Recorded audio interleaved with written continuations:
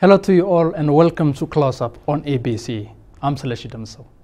As usual, we have brought you two stories. Stick to the show and find out what we have compiled. Here is the first story. Foreign ministers of Ethiopia and Egypt have recently exchanged views on issues ranging from the Grand Renaissance Dam to bolstering trade and investment cooperation.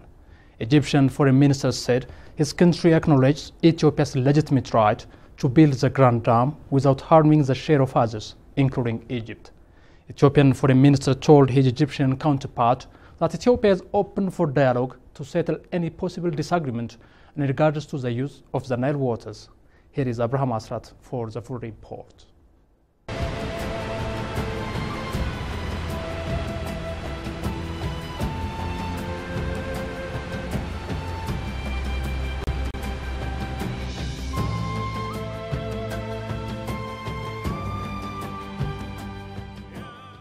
It is with the pursuit of quenching the ever-growing local and regional energy demand that Ethiopia is constructing dams over its water resources, electrifying its neighbors and the rest of Africa and countries within its reach is the ambition Ethiopia aspires to meet. With this vigor, Ethiopia is harnessing its rivers mainly to comply with its environmentally friendly growth approach.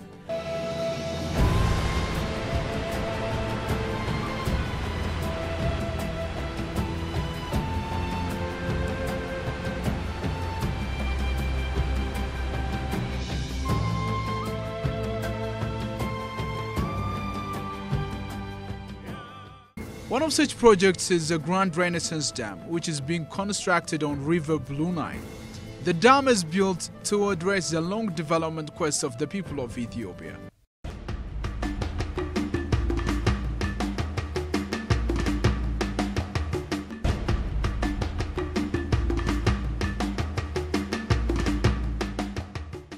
The Nile River, which is the longest in the world, is a means of sustenance almost for 400 million people as it runs through 10 countries. Following the launching of construction of Africa's biggest dam, Egypt says that the dam might impact the volume of the river. Once Ethiopia began constructing the Mammoth Dam after finalizing environmental impact assessment and feasibility of the project, it has opened its door wide enough for negotiations to take place. Some technical negotiations have been going on between Ethiopia, Sudan and Egypt on the use of the river.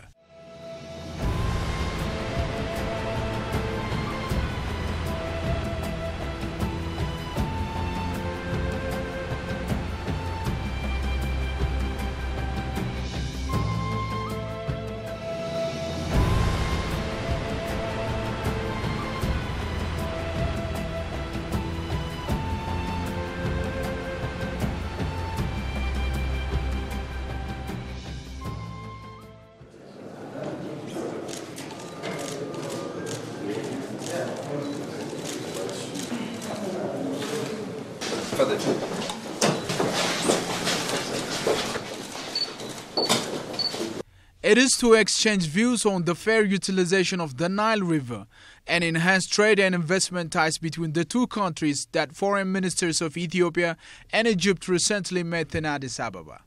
In the meeting, the ministers also discussed how to break the deadlock regarding the task of the Tripartite Technical Committee of Ethiopia, Sudan and Egypt. After their meeting, Egyptian foreign ministers said that issues in regards to the Nile should be settled through international law. Preserve the interests of both countries and peoples in an equitable manner on the principles of sovereignty and mutual trust, but also on the basis of international legitimacy and the principles of international law. However, his Ethiopian counterpart told him that while every political and diplomatic approach is on the table, it is insufficient to look for international law to resolve any possible difference. This is the issue of three countries, Ethiopia, Sudan and Egypt. This is tripartite issues. If technical issues are failed, political issues will work accordingly. So we are very optimistic.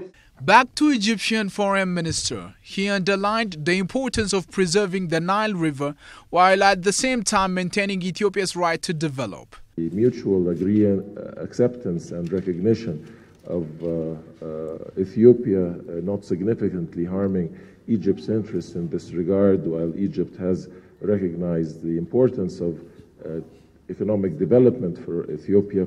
Reaffirming the trade and investment cooperation between the two countries, we're going to say that Ethiopia wants a win-win solution in regards to its Grand Dam. We are working at the spirit of friendship. That we know that very well that the concept of our brothers and sisters created. And this dam, the Gulf, is not going to create any significant harm upon the future. And we are working at the spirit of this. We are trying to be very transparent.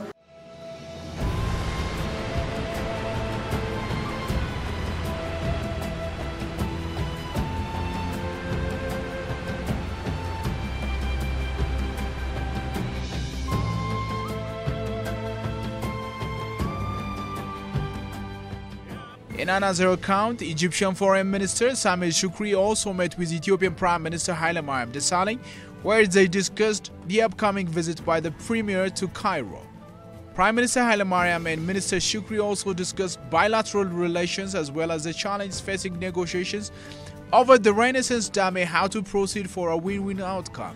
According to the Declaration of Principles, disputes should initially be referred to ministerial level. If the disputes are not resolved, they should be referred to the level of foreign ministers and then to heads of government level.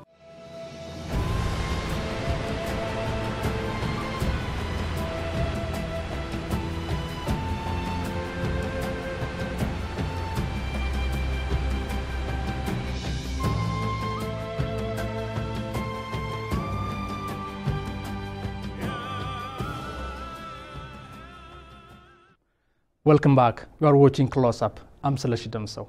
And now, the second story. Construction is gaining momentum in Ethiopia. Various interventions are being made to further the sector. As part of this, Construction Industry Council has been established recently. The council would look into modernizing and monitoring the booming construction industry. The council is believed to transform the sector by serving as a consultative platform among actors and stakeholders.